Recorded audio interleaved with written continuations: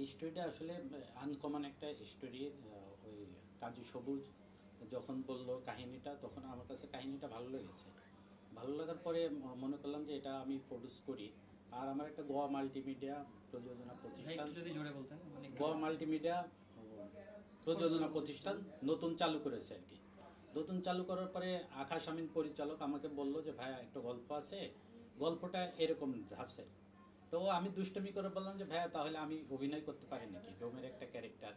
তো ওই ক্যারেক্টারে আমি অভিনয় করেছি আর প্রডিউস করেছি। গল্পটা হচ্ছে আসলে আমি একটু বলতে চাই ব্যতিক্রমধর্মী গল্প।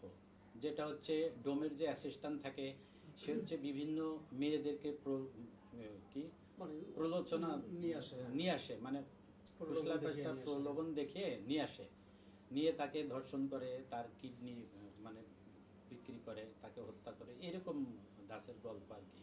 তা চিন্তা করলাম এখানে আমি অভিনয় করতে চাই আর কি। তো পরিচালক বললো ঠিক আছে ভাইয়া অভিনয়, মানে পরিচালক এমন খিটখিটে, মানে একটা শট আপনার 100 বারও হলে সে নিবে, ওকে না হলে সেটা নিবে না আর কি।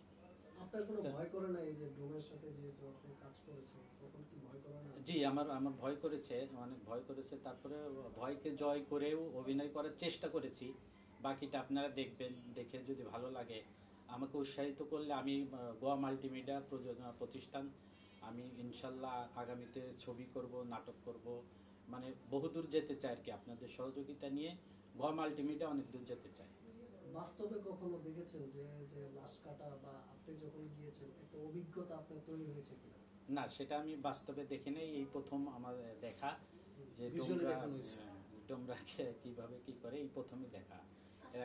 সেহেতু আপনার যেটা আপনি বললেন যে ধর্ষণের প্ররোচনার একটা ধর্ষণের বিষয় আছে, বর্তমানে বাংলাদেশে এমনিতে একটা ইস্যু চলছে যে নারী শিশু